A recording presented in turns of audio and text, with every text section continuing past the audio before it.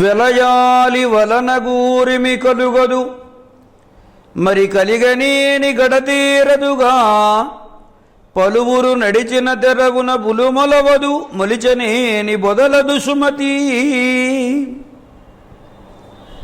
లోకంలో వేశ్యా వ్యామోహంతో కొట్టుమిట్టులాడి ధనమానాదులు కోల్పోయేటువంటి వాళ్లను చూసి ఒక హెచ్చరిక చేస్తున్నారు బద్దెన మహాకవి.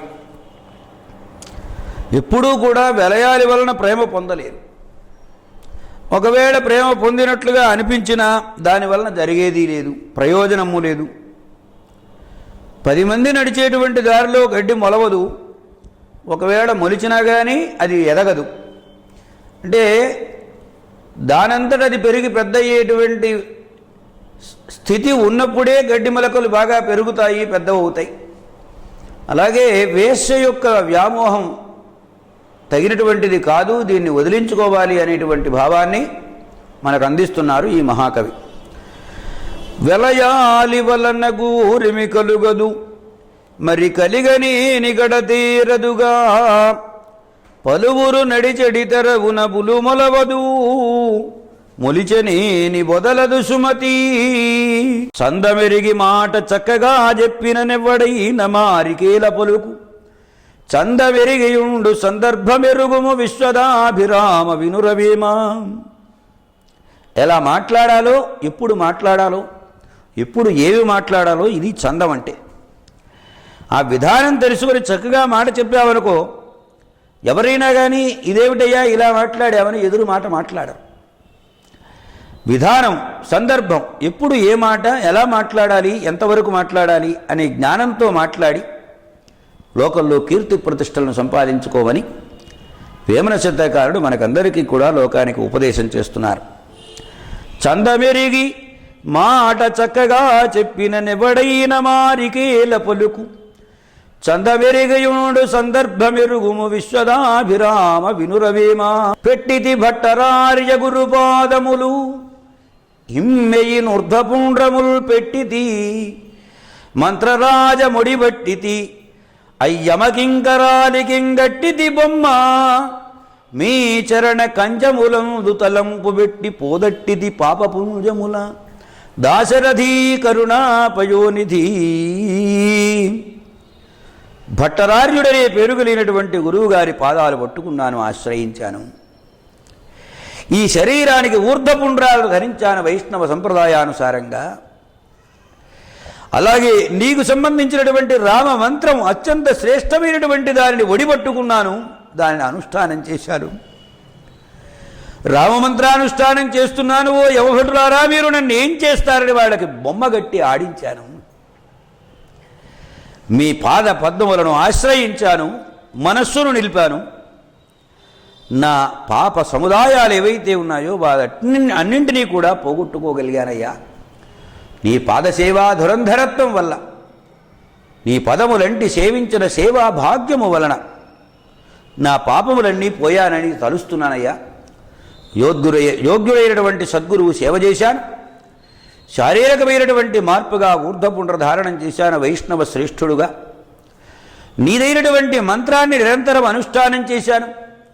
ఇంకా నాకు యమదూతల వలన భయమే ఉన్నదయ్యా, వాడు నన్ను ఏం చేస్తారు గనక పాపాలన్నీ పోగొట్టుకున్నాను స్వామి, దృఢమైన విశ్వాసంతో చెప్పినటువంటి మాట.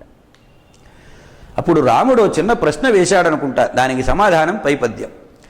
పట్టితి భట్టరార్య గురుపాదములిమ్మెయినూర్ధపుండ్రముల్ పెట్టితి మంత్రరాజ ముడిబట్టితి అయ్యమకింకరాలికింగట్టితి బొమ్మ నీ చరణ కంజములందు తలంపు పెట్టి పోదట్టిది పాపపుంజముల దాశరథీ కరుణాపయోనిధి.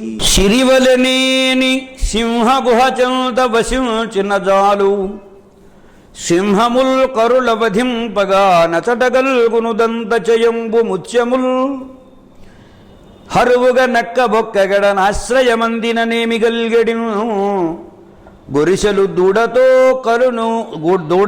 కలును కొమ్ములు నెమ్ములుగాక భాస్కర. చాలా అద్భుతమైనటువంటి పద్యం భాస్కర శతకంలో ఇది. ధనము సంపాదించుకోవాలంటే సింహము వేటాడేటువంటి గుహ దగ్గర తాను కాపలాగాస్తే సరిపోదు. ఎందుకంటే సింహము ఏనుగను వేటాడుతుంది. కుంభస్థలం మీద ఏనుగ దెబ్బ కొట్టిందంటే ఏనుగు చచ్చిపోతుంది, కుంభస్థలం బద్దలవుతుంది. అక్కడ ఉన్నటువంటి ముత్యాలన్నీ నేల రాలిపడిపోతాయి, ముత్యాలు దొరుకుతాయి. అలాగే ఏనుగ దంతాలు చాలా విలువైనటువంటివి. చాలా రోజుల క్రితం దంతపు దువ్వెనలు అని వచ్చేవి. ఏనుగ దంతాలతోటి దువ్వెనలు తయారు చేసేవాడు. ఇప్పుడు ఇవి దొంగ రవాణా కూడా చేస్తున్నారనుకోండి, అది వేరే విషయం. కానీ దంతాలు చాలా విలువైనటువంటివి ఏనుగ దంతాలు. చతుర్దంత ఇంద్రుని ఐరావతానికి పేరు. ఆ దంతాలు ఈ ముత్యాలు కూడా దొరుకుతాయి. దాంతో సంపదకి లోటే ఉంటుంది. కనుక నీవు సంపద సంపాదించుకోవాలంటే సింహము వేటాడేటువంటి గుహ దగ్గర జాగ్రత్తగా ఉండు చాలు. ఇక నక్కలున్నటువంటి బొరియల దగ్గరికి వెళ్ళి కూర్చున్నావు అనుకో, ఏం దొరుకుతాయి? ఏదో చిన్న చిన్న జంతువులు చంపితే వాటి బొమికలు దొరుకుతాయి. కనుక నక్కలు నివాసం చేసే చోట నీవు నివాసం చేసినా ప్రయోజనం లేదు, ఐశ్వర్యం రాదు. సింహములు వేటాడేటువంటి చోట గనక నీవు ఉన్నట్లయితే అఖండమైనటువంటి సంపదలను ఎన్నింటినో సంపాదించుకోవచ్చు సుమా.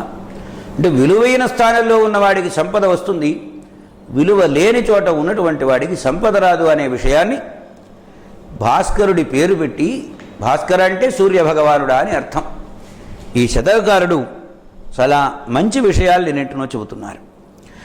సిరివలనేని సింహగుహచనుత వశించిన జాలు సింహముల్ కరుల వధింపగా నెచటగల్గును దంతచయంబు ముత్యముల్ హరువుగా నక్క ఒక్కగడ నాశ్రయమందిన నెమిగల్గెడు గొరిసెలు దూడతో కలును కొమ్ములు నెమ్ములుగా కాక భాస్కరా.